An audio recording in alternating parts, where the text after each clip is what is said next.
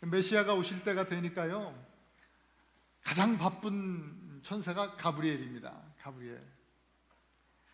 가브리엘이 제사장 사가랴에게 가서 네 아내 엘리사벳이 임신하고 아들을 낳을 것인데 그 이름을 요한이라고 해라 라고 그렇게 말해 주었습니다.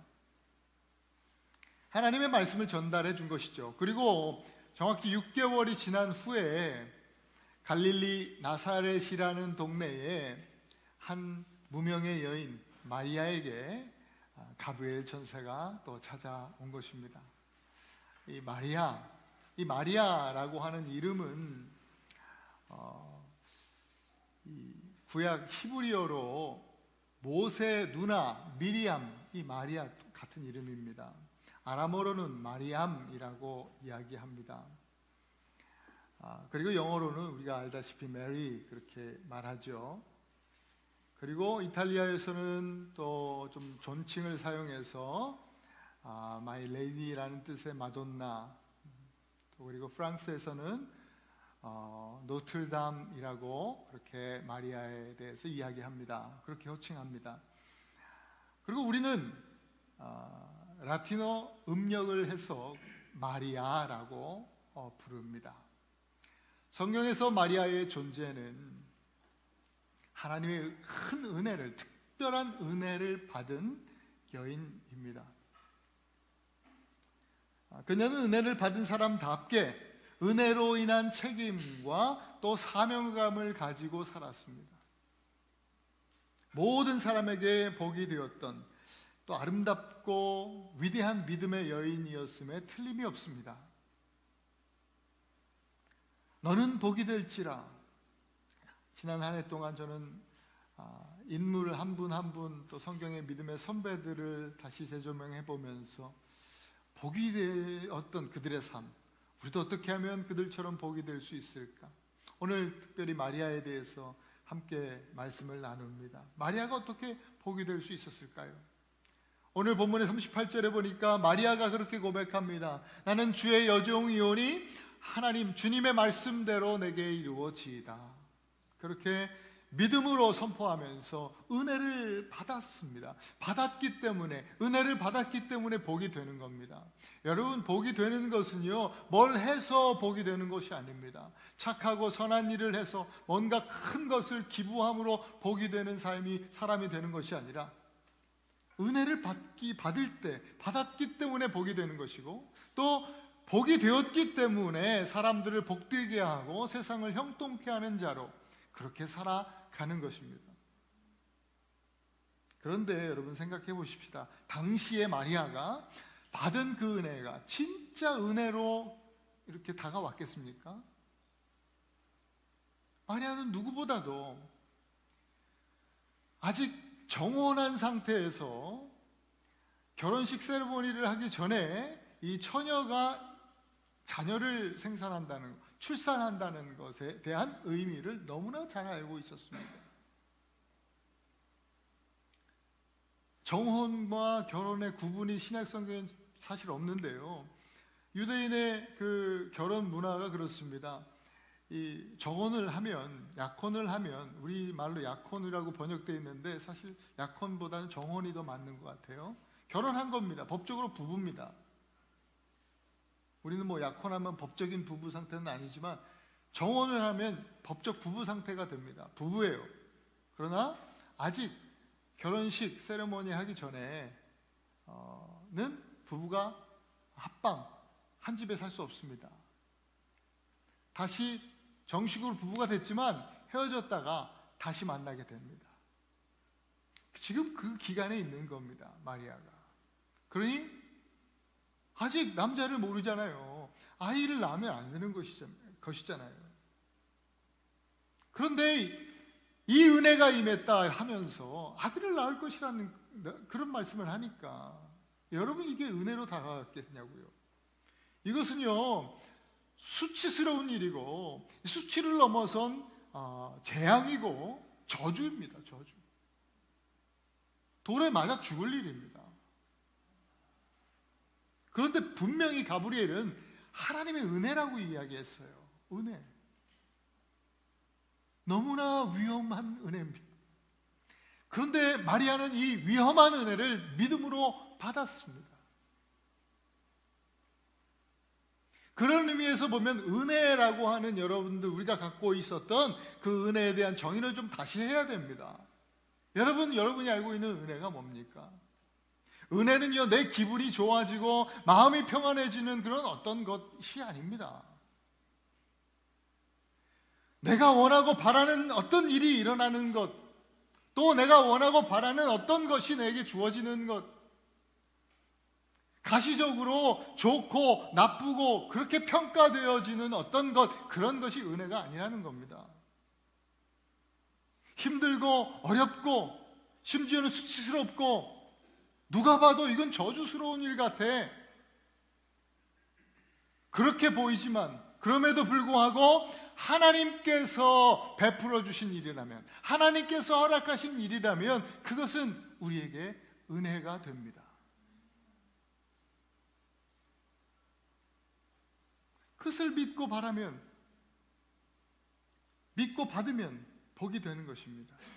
마리아가 그 어려운 또 위험한 은혜를 믿음으로 받은 것은 그 은혜를 주시는 하나님의 어떠함을 믿었기 때문입니다. 그 은혜를 주시는 분이 하나님이신 것을 믿었기 때문에 그것이 어떤 것이든지 나에게 힘들고 혹은 저주가 되고 잘못하면 돌에 맞아 죽을 수도 있지만 믿음으로, 아멘으로 그 은혜를 받은 것입니다. 마리아가 믿었던 하나님이 도대체 어떤 분이시기에 이렇게 은혜를 받았을까요? 첫째로 마리아가 믿었던 하나님, 신실하신 하나님입니다. 따라합시다. 신실하신 하나님. 이 하나님께서요, 천사 가브리엘을 다윗의 자손 요셉과 정혼한 여인 마리아, 그녀에게 보냈습니다. 어떤 마리아라고요? 다윗의 자손 요셉과 정혼한 마리아. 그리고 구약 성경에서 그렇게 계속해서 약속해 주셨던 것은 이 다윗의 자손 요셉과 정혼한 마리아에게 성령을 통해 잉태케 해 주셨습니다. 하나님의 이 구약에서 되어졌던 약속이 이루어지는 것입니다. 여러분, 수백 년이 지났습니다. 아니, 죄를 진 아담 이후에 이미 약속된, 예언된 메시지였기 때문에 수천 년이 지났습니다. 여러분, 그 오랜 시간이 지날지라도 하나님의 약속은 반드시 이루어집니다. 하나님의 약속은 지켜지지 않는 법이 없습니다. 사람들이요, 신앙생활 중에 시험에 드는 이유가요, 많은 이유들이 내가 원하는 방법대로 이루어지지 않기 때문에 그렇습니다. 내가 바라고 기다리는, 또 기대하는 때에 하나님이 역사해 주시지, 일해 주시지 않기 때문에 시험에 듭니다. 혹시 지금 여러분 가운데 그러한 시험 중에 계신 분들이 계십니까? 그래서 시험 들어 계신 분이 계십니까? 여러분, 그렇다면 정신 차리십시오. 신앙생활은요, 여러분들이 주인이 아닙니다. 신앙생활의 주인은 여러분들이 아니라, 우리가 아니라 하나님이시라고요. 하나님이 주인이십니다. 우리 하나님이 왕이십니다. 하나님의 방법이 있고 하나님의 때가 있는 것입니다. 하나님의 약속은 반드시 이루어집니다. 그렇기 때문에 어떤 상황에서도, 또 얼마나 우리가 많이 인내하는 그런 시간을 보내는지와 상관없이, 어떤 상황 속에서도, 어떤 시대 가운데 살아가면서도 우리는 신실하신 하나님 바라보면서 하나님 찬양하고 또 하나님의 인도하심 믿고 끝까지 따라가야 하는 것입니다. 여러분, 마리아가 하나님, 나는 주의 여종입니다, 말씀대로 내게 이루어질 것입니다, 믿음으로 선포하고 고백했습니다. 자기가 하나님의 여종이라고 고백하고 있습니다. 종이랍니다. 하나님의 말씀이 나를 통해서 역사될 것이라고 선포하고 있습니다. 여러분, 이건 보통 일이 아닙니다. 말씀드린 대로 자신을 완전히 100% 내어드리는 헌신입니다.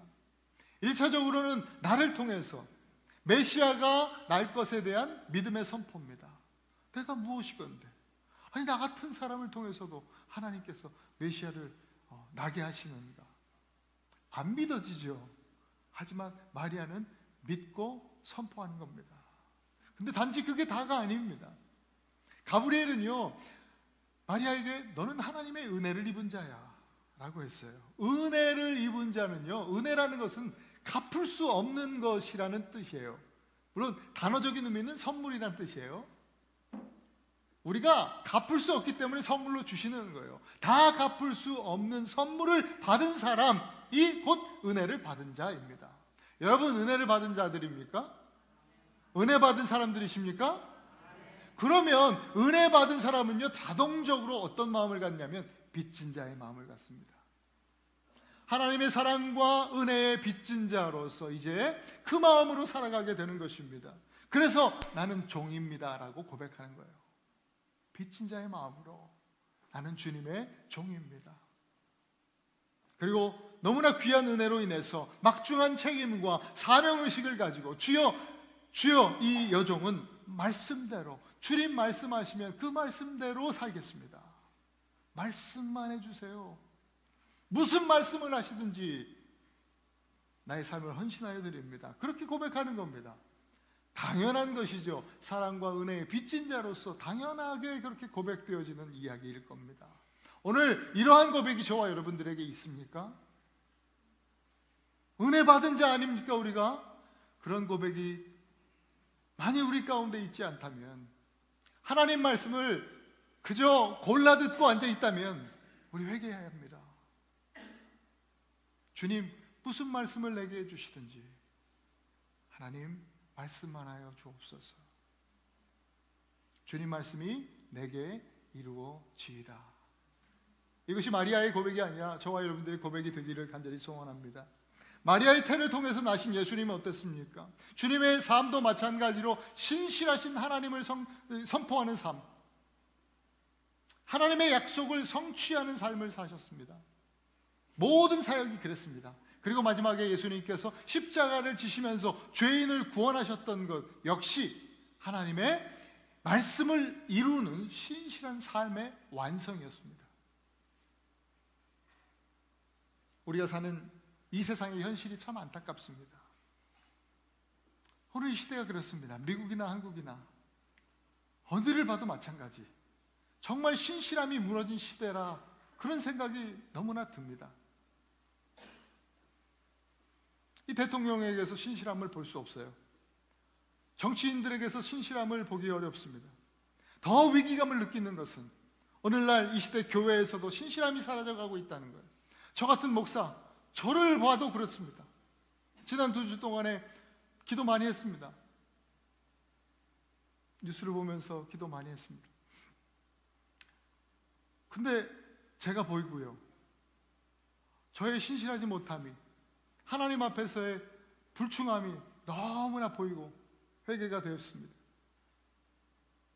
목회자들을 비롯해서 성도들의 삶에서 하나님을 향한 믿음, 그 믿음으로 인해서 거짓 없는 그 정직함, 또 정의로운, 또 신실한 삶이 점점 희미해지는 그런 모습들을 우리가 보게 되는 것입니다.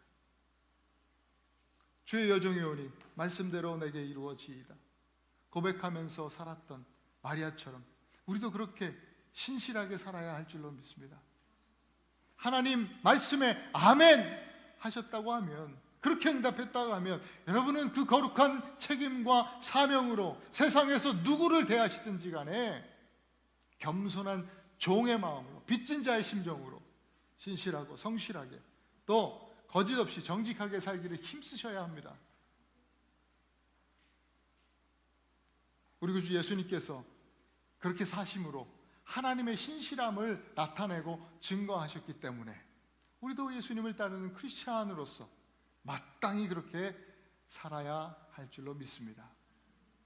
두 번째로 마리아가 믿었던 하나님은 어떤 하나님이시냐? 따라합시다. 전능하신 하나님.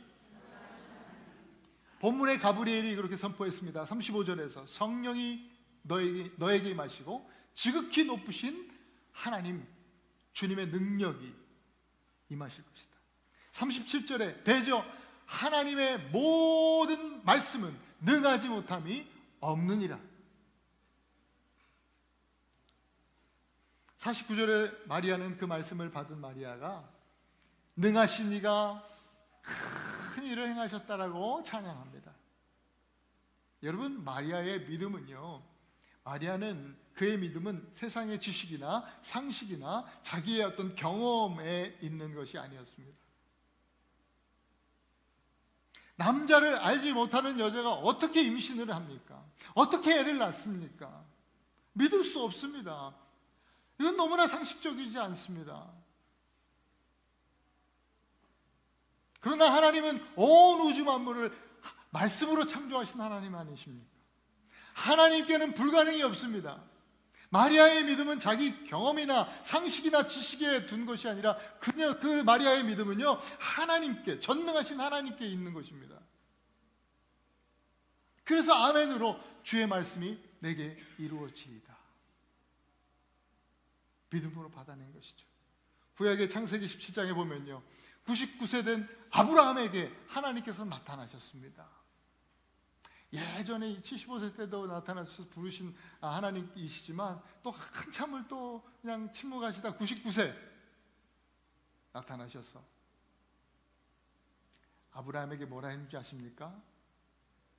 아브라함에게 당신을 계시하면서 아브라함아, 나는 전능한 하나님이라, 이렇게 말씀해 주셨습니다. 아브라함이 하나님의 임재 가운데, 구약에 보면 다 하나님 나타나면 임재 가운데 다 엎드리잖아요. 죽은 듯. 하나님 볼 수 없습니다. 그 영광 가운데 죄인은 하나님 볼 수 없어요. 그래서 땅에 엎드려서 주죽은 듯 그렇게 있으면서 아브라함이 속으로 엎드려서, 속으로는 마음속으로 성경에 보니까 웃었다 했습니다. 기가 차서 웃는 겁니다. 왜? 이때 전능한 하나님이라 말씀하시면서 그 아들 이삭에 대한 약속을 다시 한번 주셨거든요. 근데 엎드려서 웃으면서 속으로 그렇게 말했습니다. 웃으면서, 아이, 100살이나 된 내가 어떻게, 우리 와이프는 90살이 된 사라가 어떻게 애를 낳냐고. 참 웃기네, 하나님도.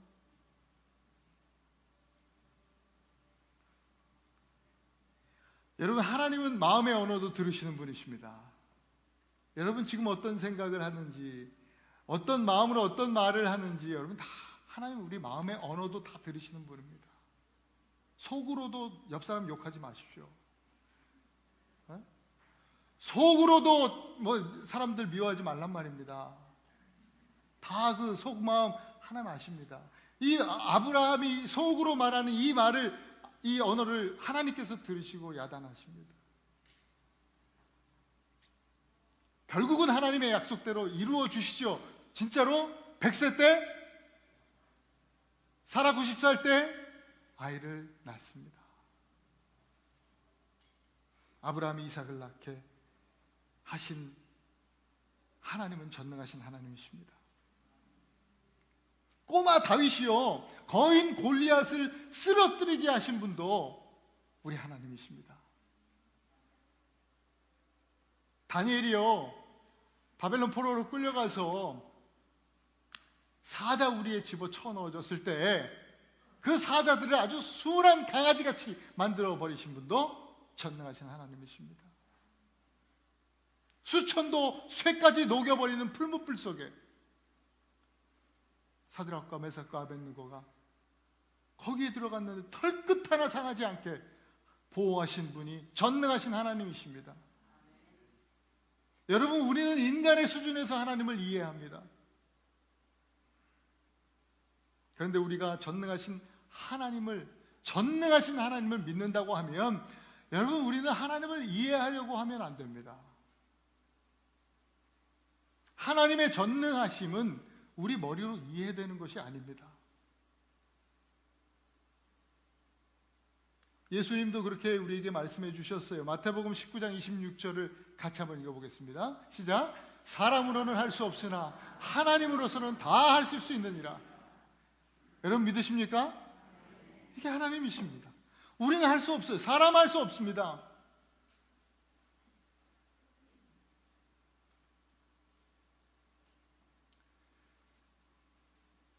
앞으로 우리 조국 대한민국 생각하면 이거 도대체 어떻게 될려나, 너무 마음이 아프죠. 어떻게 회복될려나. 탄핵은 됐고요. 근데 앞으로 문제는 더 계속 첩첩산중이잖아요. 10년이 걸릴지 또 얼마나 걸릴지. 그러나 우리는 몰라요. 사람은 할 수 없으나 하나님은 할 수 있느니라. 전능하신 하나님, 주님을 의지하면서 정말 이 시국에 더욱 깨어 기도해야 되는 우리 교회들이 되어야 될 줄로 믿습니다. 하나님께 맡겨드리면서 하나님께 지혜를 구하면서 함께 기도해야 합니다. 전능하신 하나님의 능력이요, 죽을 수밖에 없는 우리 죄인들을 구원하여 주셨어요. 그게 하나님의 전능한 능력이죠. 성탄의 복음이 바로 그런 것이죠. 마리아는 바로 이 성탄의 복음을요, 아무것도 아닌 내가 누구건데 어떻게 나를 통해서 이 메시아를 오게 하시는가 의심하지 않고요, 그렇게 선포하셨으니까 이 전능하신 하나님을 믿은 거예요. 아무리 이해되지 않는 일이라도 하나님은 하실 수 있습니다. 믿었습니다. 여러분, 진짜 믿음은 삶으로 나타나게 됩니다. 마리아는 실제로 살면서 전능하신 하나님을 선포하고 드러내는 삶을 살았습니다. 날마다 내게 능력 주시는 자 안에서 내가 모든 것을 할 수 있습니다. 그 믿음으로 살아갔습니다. 실제로 마리아의 행적들을 우리가 생각해 보십시다. 여러분, 베들레헴으로 호적하러 가지 않습니까? 방이 없습니다. 방이, 그죠? 방을 구하지 못하는 거예요. 그래서 억지로 거할 처소를 구한 게 바로 마국간. 거기서 애를 낳게 됩니다. 아마 여기 있는 우리 자매님들 혹시 애를 낳을 때 조금이라도 병원에 가서 시설이 좀 이상하고 이상한 또 냄새나는 병원 룸으로 그냥 나를 인도해 준다 그러면 뭐 이런 데 같은 돈 내고 내가 이런 데 도저히 못 있지, 그럴 텐데, 그죠? 아니, 전능하신 하나님, 전능하시다면 어떻게 방도 못 구해주시나?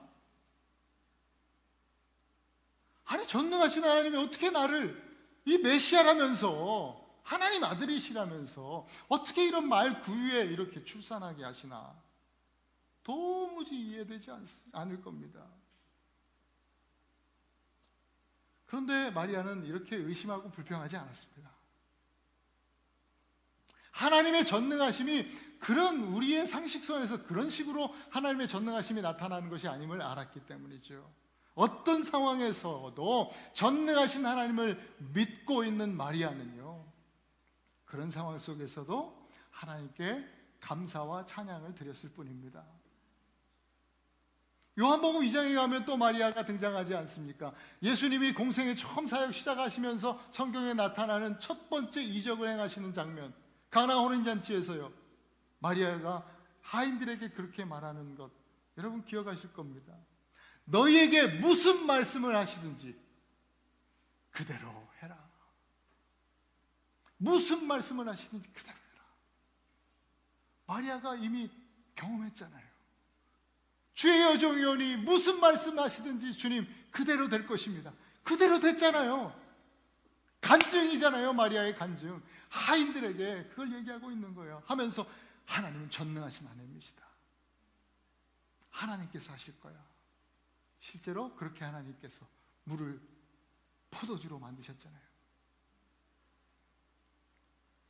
우리도 전능하신 하나님을 믿고 그 믿음을 삶으로 나타내는 저와 여러분들 되시기를 간절히 축원합니다. 우리 하나님 전능하신 하나님. 세 번째로 마리아가 믿은 하나님은요, 따라합시다. 거룩하신 하나님. 하나님은 거룩하십니다. 여러분, 이건 설명이 필요 없습니다. 우리 하나님 거룩하십니다. 거룩하다라는 말은 그 단어의 의미는 구별되다, 구별하다라는 뜻입니다. 구별하다. 창조주 하나님은요, 완전하게 피조물들과 구별됩니다. 또 거룩하다라는 뜻은요, 좀 전에 사용했던 단어 완전하다라는 의미를 갖고 있습니다. 이 완전 속에는 이 시간적 의미도 포함되니까요, 영원하다라는 의미가 또 있습니다. 하나님은 완전하시고 영원하신 하나님, 거룩하신 하나님이십니다. 그리고 또 하나, 거룩함의 또 가장 중요한 뜻은 뭐냐? 죄가 없다는 뜻입니다. 죄가 없다. 이건 뭐 당연한 것인데, 오늘 우리가 이해할 때 거룩하다는 것은요, 죄가 없다. 죄악은 하나님께 속한 것이 아닙니다. 하나님께 속해 있지 않습니다. 그래서 죄를 가진 우리들은, 인간들은 하나님 앞에 설 수 없습니다. 그런데 그럼에도 불구하고 하나님은 우리에게 요구하시는데요, 내가 거룩하니까 너희도 거룩하라는 거예요. 어떻게 해요? 어떻게 거룩합니까? 여러분, 이 말씀 안에서 내가 거룩하니까 너희도 거룩해라, 이 말씀 안에서 정말 죄인들을 사랑하시는, 인간을 사랑하시는 거룩하신 우리 하나님 아버지의 마음을 엿볼 수 있는 겁니다. 내가 거룩한 하나님의 거룩의 성품은 포기할 수 없는 거예요. 우리가 죄인 되었으니까 하나님도 그냥 거룩함을 버리고 우리처럼 될 수 없어요. 거룩하신 분이에요. 그러니까 거룩하라. 무슨 뜻이에요? 아버지께서 내가 너희들과 함께 있고 싶어. 나 너와 함께 있고 싶어. 그러니까 너희가 거룩해라. 마리아는 35절 나실바 거룩한 이는 하나님의 아들이시라, 이 말씀을 믿었습니다. 역사 이래 이 땅에 태어난 인간들 거룩한 사람 하나도 없습니다. 그런데 하나님의 아들이신 예수 그리스도, 주님은 아담의 범죄로 타락한 세상 속에 아담의 뿌리가 아니라 성령을 통해서 죄 없는 인간으로 이 땅에 오셨습니다. 거룩하신 예수 그리스도를 잉태하고 출산한 마리아는요, 내가 거룩하니 너희도 거룩하라는 이 말씀 붙들고 그렇게 살았습니다. 이 거룩함이야말로 성도들에게 정말 막중한 책임이고 사명 아니겠습니까? 그 무엇보다 우선되는 책임이요 사명이 바로 이 거룩 아니겠습니까?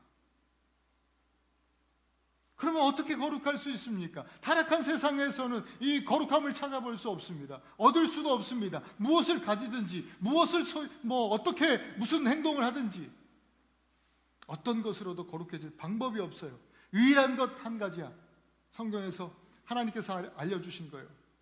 오늘 본문에서 가브리엘이 얘기한 거룩하신 이, 나실바 거룩하신 이 하나님의 아들 누구예요?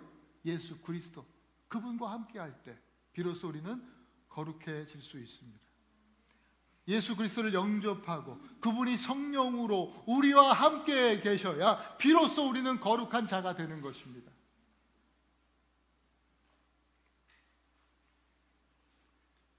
마리아가 거룩한 일을, 마리아가 처음부터 거룩해요? 그렇지 않습니다. 가톨릭에서는 마리아의 무오설을 교리로 이렇게 얘기하지만 개신교는 그렇지 않습니다. 마리아도 죄인입니다. 그러나 하나님께서 특별한 은혜를 주시고 거룩한 자 그리스도, 예수 그리스도를 잉태케 하셨습니다. 그리고 출산하게 되죠. 영적 의미가 있습니다. 예수 그리스도를 영접합니다. 우리도 우리 안에 예수 그리스도께서, 성령께서 성령으로 함께 해주십니다. 비로소 그때 거룩해지는 겁니다. 내가 거룩해서 그런 것이 아니라 내 안에 계신 예수 그리스도, 그분이 거룩하시기 때문입니다.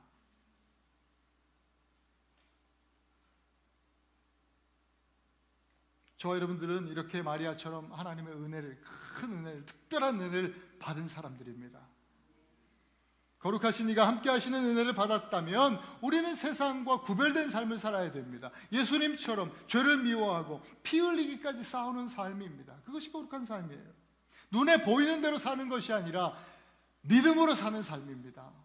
이런 삶에 대해서 골로새서에서 이렇게 우리에게 말씀해 주십니다. 한번 같이 읽겠습니다. 3장 1절이죠. 시작. 그러므로 너희가 그리스도와 함께 다시 살리심을 받았으면 위의 것을 찾으라. 위의 것을 생각하고 땅의 것을 생각하지 말라. 은혜를 받은 사람이라면 은혜 받은 사람답게 이 땅에 연연하면서 땅의 것 찾아가면서 거기에 소망 두고 살지 말고 위의 것을 찾으라. 여러분, 예수님께서 겟세마네 동산에서 기도하고 내려오셨을 때 대제사장의 종들, 서기관들, 또 이렇게 군인들이요, 군인들 대동해서 유다가 또 이렇게 같이 왔습니다. 예수님 잡으러, 체포하러. 그때 베드로가요, 한성질 하지 않습니까? 칼을 뽑아들고 휘둘렀는데 대제사장의 종 이 말고라는 사람의 귀가 잘려졌습니다.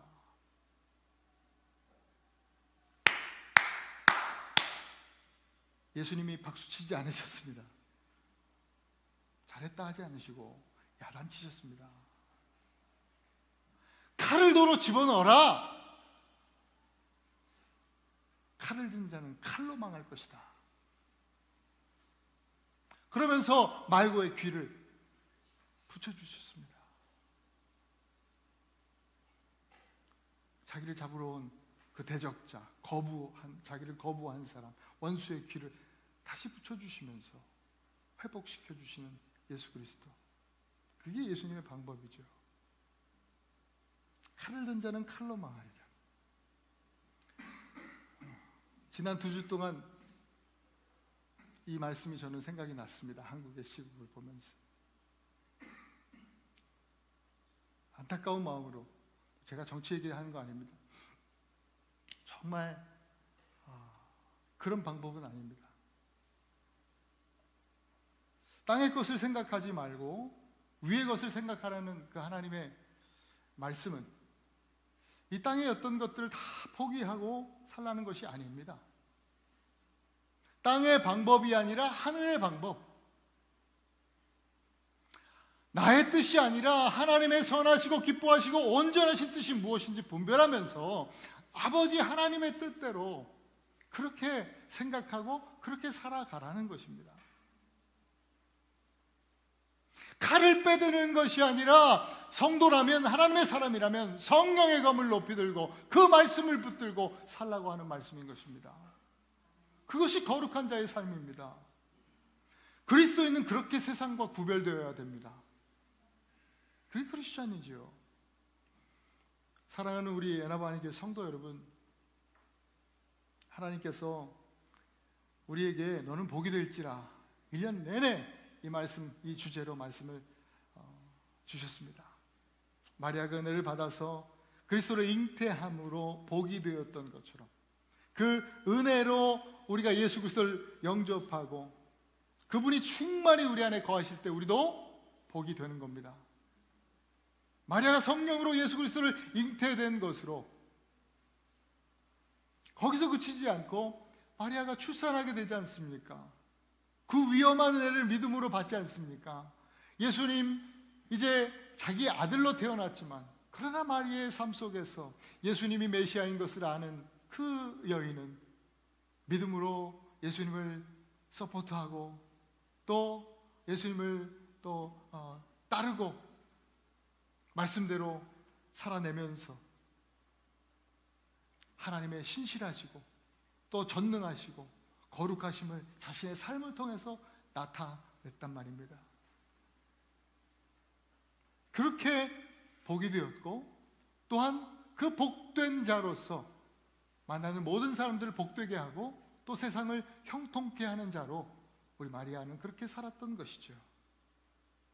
우리도 예수 그리스도 안에서 그러한 거룩한 책임과 사명감을 가지고 그와 같이 살기를 소망합니다. 여러분, 1년, 올해 2024년 얼마 남지 않은 이 한 해 정말 누구를 대하든지 신실하고 또 성실하고 정직하게 그렇게 하면서 하나님의 신실하심을 나타내실 수 있기를 바랍니다. 어떤 상황에도 낙심하지 않는, 우리 인간의 수준에서 어떤 이해의 영역을 넘어서 믿음으로 주님 무슨 말씀하시는지, 하나님의 말씀은 능치 못하심이 없습니다, 내게 말씀하여 주시옵소서. 하나님 말씀 믿고 의지하면서 나아가며 여러분 전능하신 하나님을 선포하실 수 있는 여러분 되실 수 있기를 축원합니다.